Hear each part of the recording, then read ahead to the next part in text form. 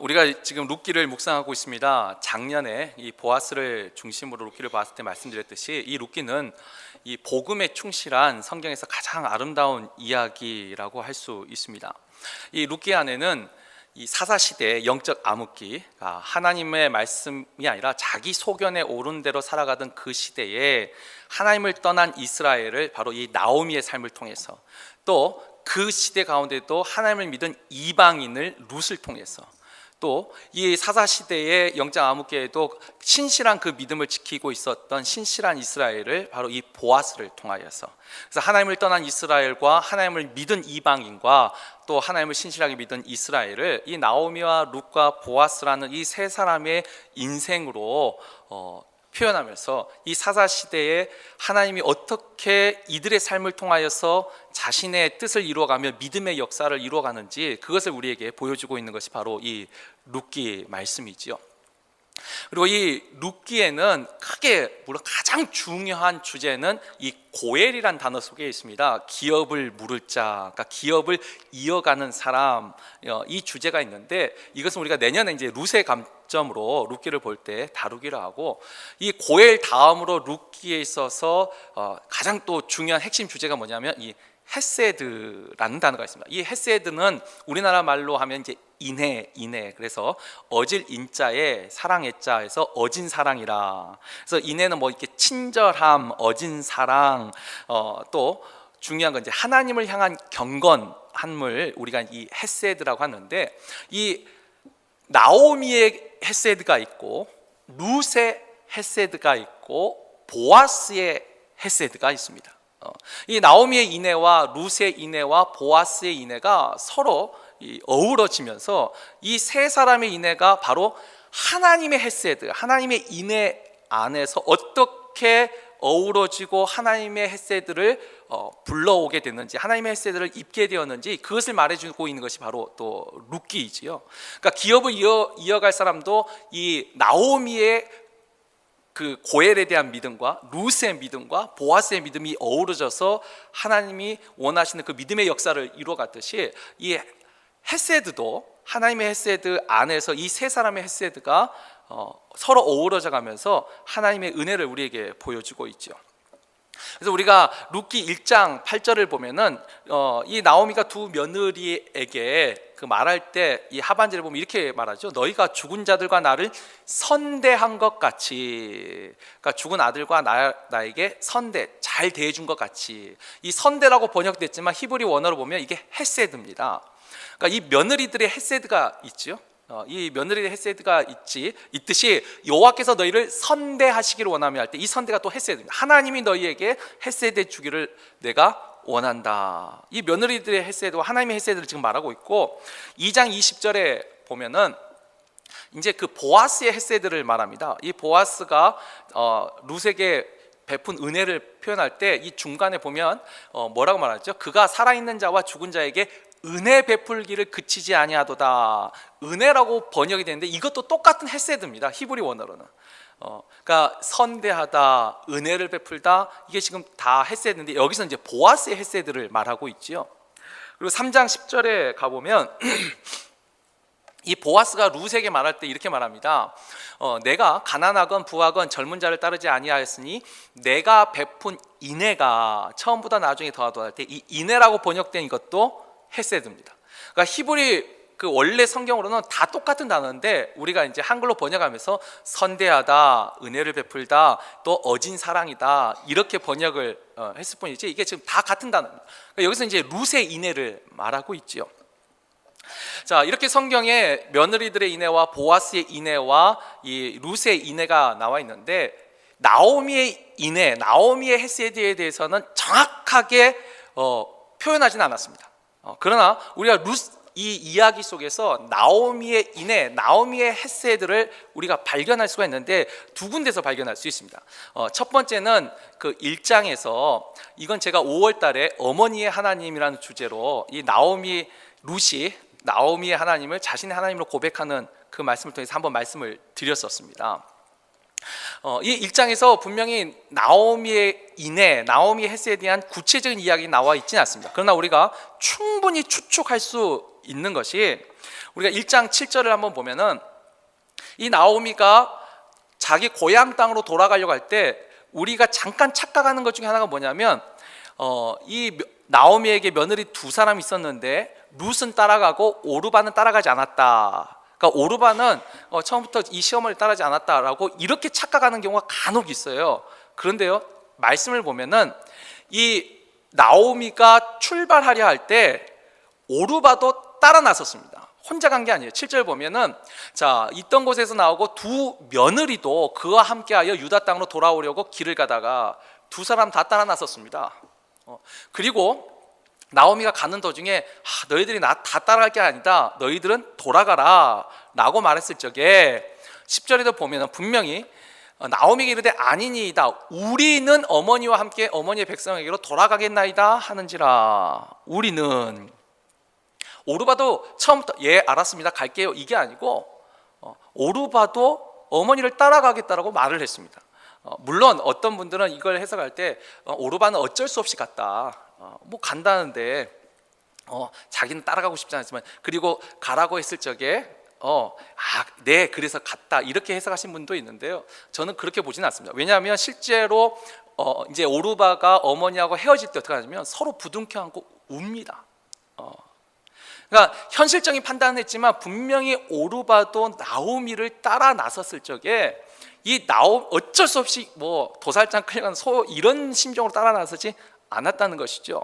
그리고 더 중요한 것은 그 밑에 16절에 이건 우리가 5월 달에 봤습니다.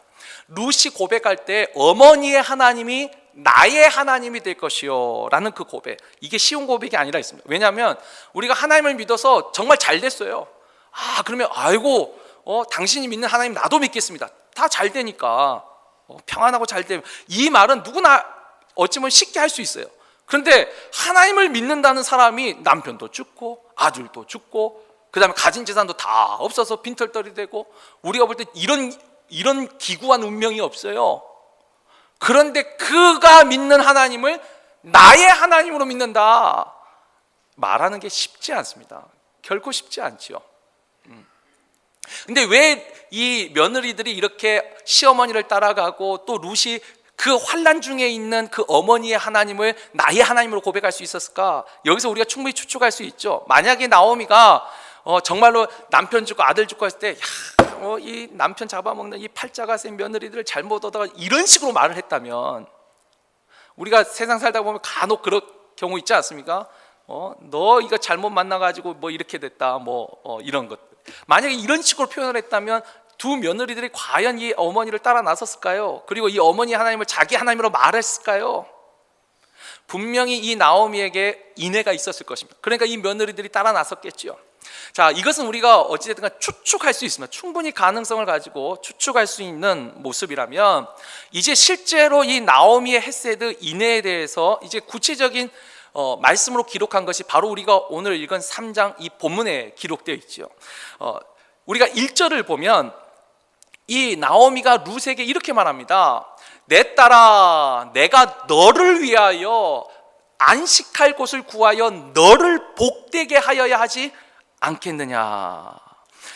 사실 제가 이 룻기를 처음 읽었을 때는 이 1절, 이 9절이 그냥 지나갔어요.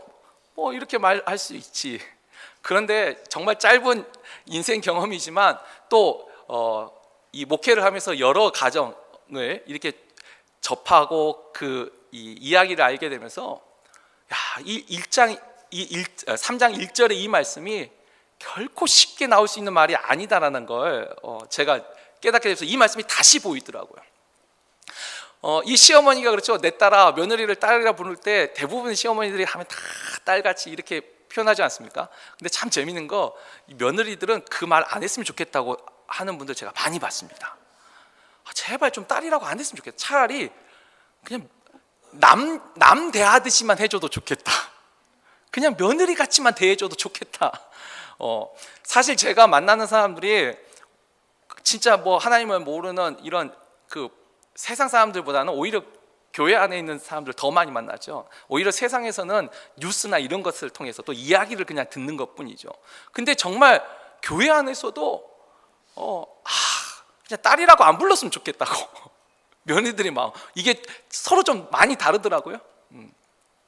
더군다나 이 지금 나오미가 이 처한 상황을 잘 생각해 본다면, 잘 보세요. 나오미는 지금 남편이 죽었습니다. 아들도 죽었습니다. 어찌 보면 거의 자포자기하는 마음으로 고향에 왔어요. 근데 정말 착한 며느리 룻이 자기를 따라왔어요. 얼마나 여러분 의지가 됩니까? 지금 이 상황이. 이 나오미에게 있어서 룻은 너무나도 귀한 며느리 아니에요? 의지가 되죠. 내가 잘 되어 그죠? 내가 가진 것이 많고 줄 것이 많아서 며느리 잘하는 거 하고, 세상에서 그러죠. 그래서 우리 또 그런 말 하지 않습니까? 교회는 아시지만 세상에서도 죽을 때까지 재산 미리 주지 말라고, 끝까지 가지고 있으라고, 그래야지 대접받는다고. 이게 그냥 우스갯소리지만 어느 정도 이 일리가 있는 것 같아요. 그래야지 며느리들이 잘하더라는 것이죠. 그런데 지금 나오미 상태는 진짜 아무것도 없는 거예요. 오히려 이런데 이 며느리가 나오미한테 이렇게 잘해요. 얼마나 귀한 며느리입니까? 얼마나 귀한 며느리예요. 자, 이럴 때 대부분의 사람들은요, 나오미가 하는 이와 같은 말을 하지 못합니다. 나오미가 또 하는 선택을 하지 못합니다. 우리가 사실 그래서 이 말 잘 보세요. 나오미는 내 딸아, 내가 너를 위하여, 그 다음에 너가 안식할 곳을 구하여 너를 복되게 하여야 하지 않겠느냐, 이 말이 결코 쉽지 않습니다. 이 나오미의 선택, 그래서 우리가 좀 깊게 한번 다시 들어가 볼까요? 만약에 이 나오미와 같은 상황에서 일반적인 사람들은 어떤 선택을 할까요? 아까 그랬죠. 나는 지금 어떻게 살아갈 힘이 없어요. 능력이 없어요. 뭐 고향에 왔지만 뭐 재산이 있는 것도 아니에요. 이럴 때 대부분 사람은 어떻게 하죠? 룻을 의지하게 되어 있습니다. 그리고 또 하나, 보아스가 룻에게 정말 잘해줬어요. 이삭 죽기를 했는데 보통 하루치만 걷어도 잘 죽는다는데 여기는 보름치를 거둘 수 있도록 하니까 얼마나 감사해요. 여러분, 이럴 때 일반적인 사람이라면 어떤 생각을 할까요? 이제 추수도 끝나고 그래도 먹고 살아야 되잖아요. 그럼 일반적으로 어떻게 하죠? 보아스에게, 보아스, 당신이 좀 우리를 이렇게 잘해준 거 너무 감사하다. 근데 우리가 또 여기서 일하고 살 수 있도록 어떤 일거리를 달라든지, 그러니까 룻을 통해서 자신이 살 길을 생각하지 않았을까요? 제가 정말 이와 비슷한 상황에 처한 분들도 봤습니다. 정말 이게 아들도 죽고 이게 없을 적에 이 며느리를 의지합니다. 아니, 조금 더 다른 얘기를 할까요? 친자식인데도 가끔 가다가 자식 중에 한 사람이 다른 식구들을 다 먹여 살리는 이런 경우가 있더라고요. 예전에 제가 보니까. 그런데 이 부모님이 이 자녀를 보내줘야 되는데 못 보내는 거예요. 가정을 이루고 이렇게 보내줘야 되는데 이 아들이 혹은 딸, 아니 정말 그런 경우가 있더라고요. 못 보내는 거예요. 대책이 없다는 거예요. 남아있는 사람이 안 되는 거예요. 그러니까 이걸 못 보내는 거예요. 그리고 보내도 끊임없이 여기에 같이 있는 거예요. 떨어지지를 못해요. 제가 이런 모습들을 보니까 이 나오미가 지금 하는 이 결정이 결코 쉬운 결정이 아니더라는 거죠. 왜냐하면 이것은 정말 나오미가 특별한 거예요. 저를 포함해서 우리 모든 사람은 본능적으로 자기 자신을 먼저 생각하는 것이 그게 본능이에요. 일반적인 본능이죠. 이 보아스도 잘해주고 룻도 나한테 잘해주는데 일단 나도 살아야 되니까 룻을 놓을 수가 없는 거죠. 만약에 정말 이 룻을 내가 보낸다, 결혼시킨다 하면 나오미 자신도 알았을 거예요. 룻을 떠나보내야 되는 거예요. 여러분 생각해 보세요. 시어머니가 이 며느리가 다른 사람하고 결혼했다 할 때 그 사람이 내가 장모가 될 수 있나요? 아니에요. 완전 남이에요. 이때는 정말 보내줘야 되는 거예요. 완전히 보내줘야 돼요. 아마 나오미 그 정도는 알았을 거라고 생각을 합니다. 정말 어찌 보면 룻과 자신은 혈연 관계가 아니에요. 이미 모든 게 다 끊어져 있어요. 그러나 지금 나오미가 하는 말을 보십시오. 내가 너를 위하여 너의 안식할 곳을 구하여, 자신의 안식을 구하는 게 아니라 너의 안식을 구하여 너를 복되게 하여야 하지 않겠느냐. 여러분 또 이 말을 또 이렇게 볼 수도 있어요. 나오미가 룻을 어찌 보면 좀 약간 이용해서 이 보아스가 또 기업을 이을 사람이니까 어떻게 보아스하고 룻하고 이게 좀 잘하면 이거 나한테도 뭔가 좋은 일이겠구나. 여러분 이런 마음으로 지금 나오미가 이 말을 하고 있을까요? 이용하기 위하여서. 또 하나 뭐 이용까지는 아니라도 이건 너도 좋고 나도 좋은 일이다. 서로 상부상조하는 일이다. 지금 이런 마음으로 나오미가 룻에게 이런 말을 하고 있을까요? 근데 충분히 우리 그렇게 생각할 수도 있습니다. 왜냐하면 세상에서 이런 마음을 가진 분들이 생각보다 아까도 말했지만 저는 세상 사람보다는 교회 안에서 더 많은 분들을 만나니까 아니 우리 안에도 생각보다 있더라고요. 그런데 이 나오미가 정말 그런 마음을 가지고 있었을까요? 중요한 것은 하나님이 그의 중심을 어떻게 보셨다는 건데 하나님은 나오미의 중심을 그렇게 보지 않으셨다는 것입니다. 정말 나오미는 자기 자신의 안식을 구한 게 아니라 룻의 행복과 룻의 안식을 구했던 것 같아요. 그 마음의 중심에 룻을 생각한 마음이 정말 컸던 것이죠. 그래서 이제 그 다음에 보십시오. 이 나오미가 한 선택도 우리가 이제 또 눈여겨볼 필요가 있습니다. 이 룻을 향한 마음, 룻이 정말 잘 됐으면 좋겠다. 룻의 안식, 자신의 안식이 아니라 룻의 안식을 구하는 그 마음만 있었던 게 아니고 여기에 이 나오미가 한 선택을 우리가 좀 냉정하게 한번 볼까요? 어떻게 말하죠? 그 밑에 2절과 우리가 3절, 4절을 보면은 이 나오미가 룻에게 말하죠. 내가 너를 위하여 너를 복을 구하고 너의 안식을 구해야 되지 않겠느냐 하면서 시킨 일이 뭐냐면 너한테 그 잘해준 그 보아스가 이제 추수가 다 끝나고 마지막 이제 타작을 하는 이게 이제 추수 마지막이에요. 이제 이삭 죽기도 더 이상 못 하는 거예요. 근데 이 마지막 날에 그가 반드시 타작을 할 건데 그가 어디서 눕는 것을 가만히 보고 있다가 너가 어떻게 해요? 목욕하고 기름을 바르고 의복을 입고 그 이불을 들추고 그 속에 가만히 들어가라고 시킨 거예요. 여러분 이거 여기서 보면 특별히 의복을 입고라는 말 빨가벗고 들어가라. 이건 왜 의복을 입고라는 말이 나왔을까 싶은데 여기서 의복을 입고라는 말이 뭐냐면 이 당시에는 과부가 입는 의복이 있었습니다. 근데 그 과부의 의복을 벗고 쉽게 말하면 목욕하고 기름 바르고 새 옷으로 단장한 다음에 그 남자의 이불 속으로 들어가라라고 시킨 거예요. 여러분 사실 우리가 룻기의 이 전체 스토리를 알고 결과를 아니까 그냥 이렇게 지나가지. 현실적으로 여러분 정말 생각해보세요. 현실적으로 이 선택이 정말 일반적으로 생각할 수 있는 선택이에요?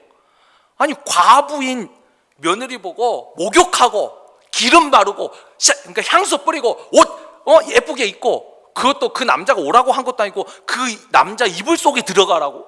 와 이거 어찌 보면 진짜 우리가 그냥 일반적으로만 생각한다면 첫째 이렇게 생각해요. 이거 미친 거. 사람들이 이렇게 표현했겠죠. 나오미 미친 거 아니냐고.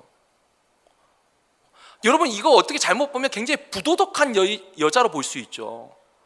좀 더 쉽게 하면 몸 파는 이 창녀 같은 행동을 하고 있다라고 충분히 볼 수 있는 거죠. 과부가 옷 벗고 목욕하고 기름 뿌리고 남자 이불 속으로 들어가요? 이거 나오미가 시험에 간 며느리에게 이 말을 했다고 하면 나오미 미친 거 아니냐고 이렇게 생각할 수 있죠. 그리고 조금 더 생각하면 이러죠. 나오미가 이 룻을 통해서 자기 팔자를 고치려고 하나? 보아스를 어떻게 해가지고 이용하려고 하나? 이렇게 생각할 수도 있지 않습니까? 이 나오미의 선택 이 자체를 사람의 기준으로 보면 정말 이거 정신 나간 행동이에요. 미친 짓이죠. 보아스하고 어떻게 미리 말이 돼가지고 내가 기업 물을 자가 되니까 뭐 이렇게 하겠다 이것도 아니고 그냥 그 이불 속으로 들어가라고. 그것도 다 목욕하고 기름 바르고. 여기서 우리가 이 나오미의 선택에 있어서 하나 더 중요한 것을 한번 볼 필요가 있습니다. 그러니까 룻에 대한 마음이 정말 컸어요. 일단 룻에 대한 마음이 컸고 두 번째 나오미가 이와 같은 선택을 할 수 있었던 이건 하나님의 말씀을 진짜 의지하고 있었다는 거예요. 하나님의 말씀을. 어떤 말씀을 의지하였을까요? 그게 이제 기업 물을 자. 이 기업 물을 자라는 말이 좀 어렵긴 한데 기업을 이을 자라는 표현으로 바꾸면 조금 더 쉽게 이해를 할 수가 있습니다. 근데 이 말씀 우리가 한번 성경을 통해서 한번 볼까요? 이 기업 물을 자에 대한 말씀은 레위기 25장에 나와 있습니다. 근데 이 말씀을 잘 보세요. 자, 너희 기업의 온 땅에서 그 토지 무르기를 허락할지니 만일 내 형제가 가난하여 그의 기업 중에서 얼마를 팔았으면 그에게 가까운 기업 물을 자가 와서 그의 형제가 판 것을 물을 것이요. 이 유대인들에게 있어서 가장 중요한 이 개념이랄까, 그들의 근본 믿음 속에 뭐가 있냐면 땅은 하나님이 주신 것이라는 생각이 있습니다. 기업은 하나님이 주신 거예요. 그래서 이건 하나님이 주신 것이기 때문에 반드시 그 땅을 우리의 후손이 이어가야 된다는 생각을 가지고 있었습니다. 그런데 우리가 살다 보면은 그 땅을 우리가 다 지킬 수 없는 상황이 있을 수 있죠. 가난해져서. 그래서 만약에 그 땅을 내가 팔았다면 어떻게 해요? 무르다는 거, 그걸 다시 되살 수 있는 사람이 그 땅을 사서 다시 돌려주라는 거예요. 그러니까 여기서 말하는 것은 중요한 포인트는 이겁니다. 보세요. 내가 어떤 사람의 땅을 샀습니다. 그러면 내가 샀는데 안 팔 수 있죠. 제가 그 땅 팔기 싫어. 나는 이 땅이 좋아. 안 팔 수 있어요. 그런데 율법에서 뭘 말하냐면 그 땅을 물을 자가 와서 팔라라고 말하면 반드시 팔아야 되는 거죠. 거절할 수 없는 거예요. 이건 내가 기업을 물은다라고 말하면 그 땅은 내가 반드시 팔아야 돼요. 근데 이것조차 만약에 그 땅을 사서 돌려줄 사람도 없으면 또 없을 수도 있잖아요.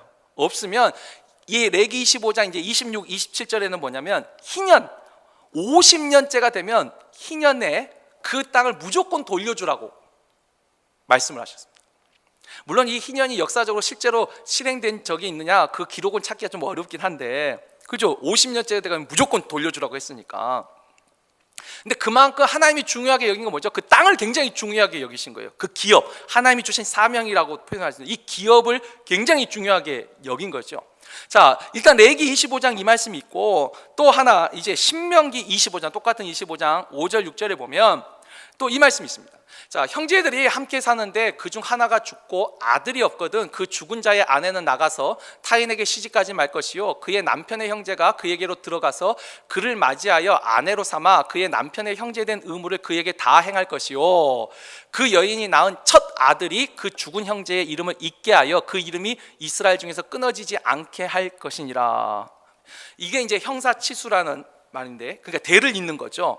만약에 형제 중에 아들이 없어 죽으면 다른 형제가 가서 그 형수에게 자식을 낳게 해서 그 이름이 끊어지지 않게 하라.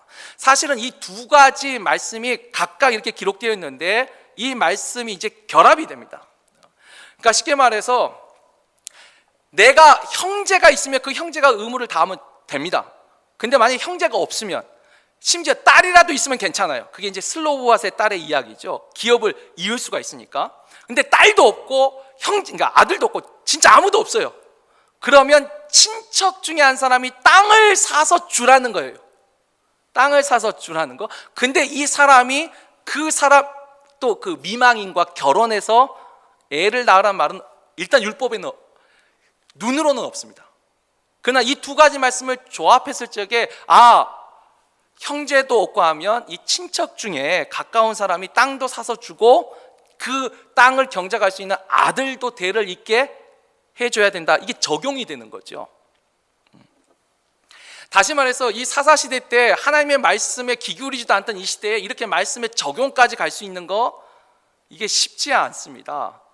실제로 이 보아스보다 더 나오미에게 더 가까운 친척이 한 사람 더 있었죠. 기업을 물을 이게 더 가까운 이 사람. 근데 이 사람도 우리가 지난주에 봤지만 이 사람도 처음에 이것을 거절하지 않았습니다. 내가 기업을 물으겠다라고 했어요. 근데 이 사람은 어디까지 생각했냐면, 그래, 내가 그 땅 내가 사겠다. 아까 레위기 25장에서 땅을 사는 것까지 자기가 그러면 내가 물으겠다 했어요. 그런데 보아스가 진짜 하나님이 원하신 건 뭐죠? 네가 그 땅 사는 게 아니고 그 땅을 이어갈 수 있게 하라. 그 기업이 끊어지지 않게 하라. 이게 진짜거든요. 그러니까 이 보아스가 그러면 너는 그 땅을 사서 이 모압 여인 루세에게도 장가가서 이 루세 아들로 하여금 그 이름을 이어가게 하라 하니까 어떻게 해요? 땅을 사는 것까지는 좋은데 다시 돌려주는 것은 아무래도 나한테 손해가 될 거 해서 나는 무르지 않겠다. 그리고 신을 벗고 나는 사지 않겠으니까 네가 하라 한 거죠. 그러니까 이게 뭐죠? 그 사사시대 이런 거죠. 하나님의 말씀을 내가 듣기는 해요. 순종하겠어요. 어느 선까지? 나에게 유익이 되는 선까지. 나에게 유익이 되는 선까지는 하나님의 말씀을 지킨다. 그 말씀을 가지고 너 그 땅 나한테 팔아. 이 사람이 안 팔 수도 있지만 나는 말씀에 팔으라고 했잖아. 이때는 순종하겠다는 거예요. 그러나 진짜 하나님이 원하시는 거 그것을 하려 때는 이건 아닌데. 이게 일반적인 모습이죠. 어찌 보면 이게 일반적이에요. 자, 그리고 이런 상황에서 그래서 기업 물을 자, 이 나오미가 보아스는 우리의 기업 물을 자다. 그러니까 이게 당연한 권리라고 생각하고 지금 보아스에게 이것을 의무를 행하라라고 당당하게 요구를 하는 걸까요? 요구할 수 있는 상황이 아닙니다. 이미 그와 같은 말씀을 지키지 못하는 시대였고, 또 나오미 자신도 모압에 있을 때는 그 말씀을 기억도 못했어요. 모압을 떠날 때만 해도 나에게 아들이 있어서 그 아들로 너를 어떻게 또 아들 낳게 하겠느냐, 이거 형사치수 그 율법은 생각했지만 기업을 물을 자에 대해서는 거기까지 이게 말씀이 지금 깊이 적용되는 거거든요. 생각 못하죠. 근데 와서 하나님이 룻을 보아스의 밭으로 인도한 것을 보고, 제 생각에 이 성경에는 그 과정이 없지만 추수 기간이 끝나는 그 기간 동안 아마 나오미가 기도했을 거예요. 하나님, 우리를 여기로 인도하신 그 뜻이 무엇입니까? 아마 기도했을 거예요. 그래서 점점 확신이 갔겠죠. 기업을 물을 자, 이 보아스, 하나님이 여기에 뜻이 있구나. 아마 기도했을 거예요. 그것만 생각한 거죠. 룻의 행복과 내가 이 하나님의 말씀을 지켜야겠다, 이 두 가지만 생각한 거예요. 근데 이 생각할 때 이용하려고 하지 않았어. 이것을 통해서 너도 좋고 나도 좋고 자기를 생각하지 않았을 거예요. 저는 그것을 어떻게 하냐면, 사람들은 충분히 오해할 수 있어요. 이 행동을 보고 너 이건 미친 짓이야, 너 며느리를 이용하려고 하지, 보아스를 이용하려고 하지. 사람들은 충분히 그렇게 생각할 수 있어요. 근데 중요한 건 하나님이 나오미의 마음을 인정하셨다는 거예요. 이 하나님이 보이신 그 태도 때문에 이 나오미의 진심에 이용하려는 마음, 이거 당연한 권리야, 나도 이렇게 해서 살아야지, 이런 마음이 없었다는 것을 오히려 하나님의 행동을 통해서 저는 확증할 수 있다라고 믿습니다. 이 나오미 말씀을 생각하고 정말 말도 안 되는 선택을 했습니다. 사실 우리가 이제 내년에는 룻의 입장에서 또 이 선택을 볼 텐데, 룻도 마찬가지예요. 시어머니가 이렇게 말했는데 며느리라도 제정신을 차려야죠. 과부 옷을 벗고 옷을 이쁘게 입고 남자 이불 속으로 들어가요? 아이고. 룻의 선택에도 우리가 그 중심을 다시 봐야 됩니다. 사실 이와 같은 선택이 룻기에만 있나요? 우리가 창세기 보면 유다의 며느리 다말 이야기도 있어요. 여러분 거기서 보면 다말이 시아버지를 정말 흠모하고 좋아해가지고 시아버지를 유혹했나요? 아니죠. 이 다말도 오직 하나님의 말씀을 지키려고 하는 그 순수한 그 마음, 하나님은 그걸 인정하셨어요. 그러니까 예수 그리스도의 족보에 정말 우리가 생각할 때 말도 안 되는 비윤리적인 이 사람들을 당당히 예수의 족보에 그 이름을 그대로 기록하잖아요. 하나님은 그 중심을 보셨다는 거죠. 이 나오미의 헤세드나 인애죠. 뭐죠? 크게 두 가지. 우리가 이제 내년에 룻의 인애, 작년에 우리가 보아스의 인애를 봤는데, 보아스의 헤세드와 나오미의 헤세드와 룻의 헤세드가 조금씩 다 다릅니다. 성격이. 근데 이 나오미의 헤세드의 중요한 특징은 뭐냐면, 자신의 안식을 구한 게 아니라 룻의 안식을 구하였어요. 룻의 복을 구하였어요. 내가 너를 위하여 너희가 안식할 곳을 구하여 내가 너를 복되게 하여야 하지 않겠느냐. 근데 이게 정말 진심이었어요.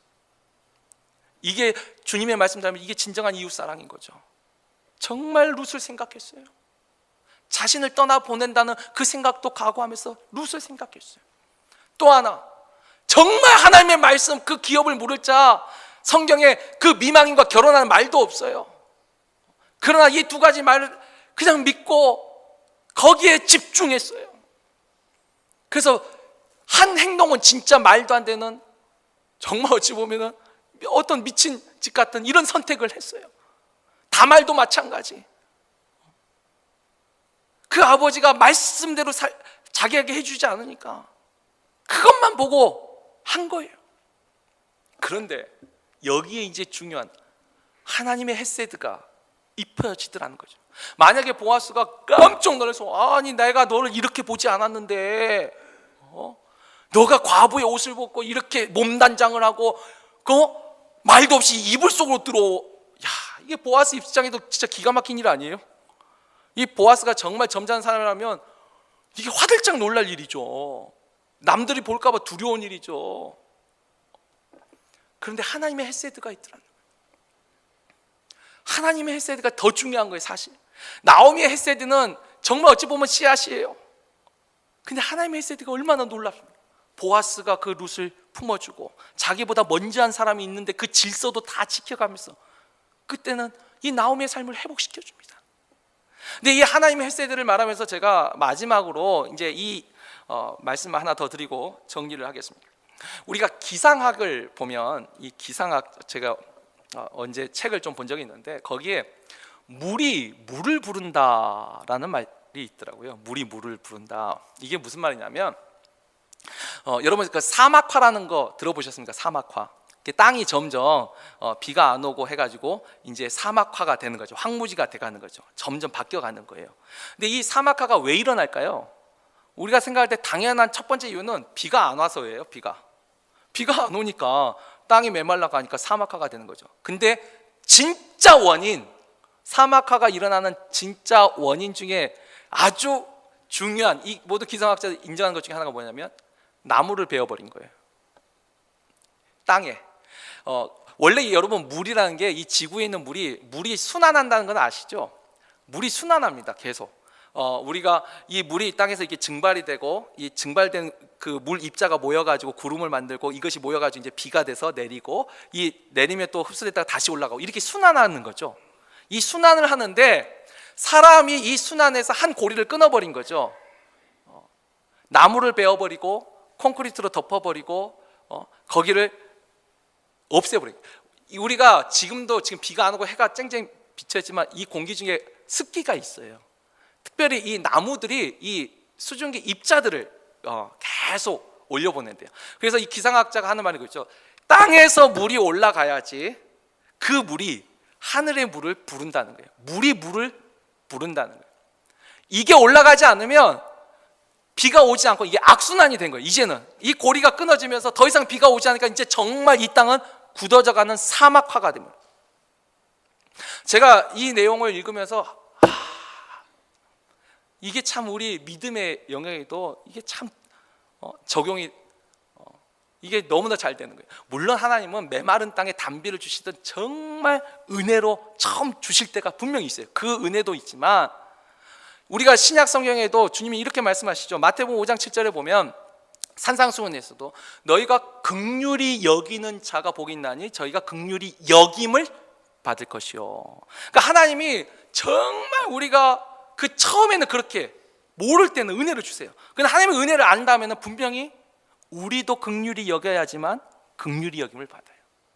우리가 그 1만 달란트 빚진 자, 100데나리 빚진 자 이야기도 우리가 잘 알고 있지 않습니까? 물론 이제 순서가 바뀌게 됐지만 1만 달란트 용서받은 그 사람이 100데나리온 그 사람을 용서하지 못할 때 그 주인이 어떻게 해요? 옥에 가두고 너 1만 달란트 다 갚아. 우리가 주기도문 할 때 매번 기도하는 내용 중에 뭐가 있습니까? 우리가 우리에게 죄 지은 자를 사하여 준 것 같이 우리 죄를 사하여 주옵시고. 우리가 인애를 베풀 때 하나님이 인애를 베풀어 주시더라는 거예요. 물이 물을 부르듯이 우리의 사람의 헤세드가 하나님의 헤세드를 부르더라는 것이죠. 그래서 내가 그런 헤세드가 없다면 하나님의 헤세드가 없는 거죠. 근데 우리가 이 나의 헤세드를 생각할 때에 우리가 눈으로 확인할 수 있는 헤세드도 있지만 지금 나오미처럼 사람의 눈으로 볼 때는 미친 짓이에요. 말도 안 되는 거예요. 어찌 보면 이용하는 것 같아요. 롯을 이용하는 것 같아요. 그런데 우리 마음의 중심, 하나님은 중심을 보시더라는 거예요. 그 중심에 정말 자신의 안식과 자신의 유익을 구하는 것이 아니라 우리가 고린도전서 13장의 사랑의 특징에도 뭐예요? 자기의 유익을 굳지 않는다. 남들이 볼 때 자기 유익을 구하는 것 같아. 그 중심에 지금 나오미는 자신의 생각하고 이런 행동을 하는 게 아니에요. 온전히 룻에게만 집중했어요. 온전히 말씀에만 집중했어요. 중요한 건 하나님이 그것을 인정하셨다. 하나님이 그 중심을 아시고 헤세드를 주신 거예요. 우리가 사도 이 바울 되기 전에 사울일 때 적어도 그의 마음의 중심에는 예수를 믿는 것에 대한 미움이 있는 게 아니라 그는 그 말씀에 대한 확신을 가지고 있었어요. 그러니까 그 수많은 바리새인들 중에 니고데모와 이 바울과 같은 사람은 그 바리새인들 중에서 하나님이 건져내셔서 사용하셨어요. 그러나 다른 사람들은, 대제사장과 서기관들은 미웠던 거예요. 그 사람들을 건져주시지 않으셨어요. 우리가 마음에 그래도 위안을 얻는 것은 뭐냐면, 사람은 우리가 인애를 베풀었을 적에, 그래서 배은망덕이라는 말도 있잖아요. 우리가 정반대의 것을 받을 수도 있습니다. 이 세상 사회는 그게 있더라고요. 당연히 있더라고요. 근데 적어도 우리가 믿는 하나님은요, 우리 중심을 아세요. 우리 마음에 진정한 그런 헤세드가 있다면 하나님은 절대로 다른 걸 주시지 않습니다. 믿으십니까?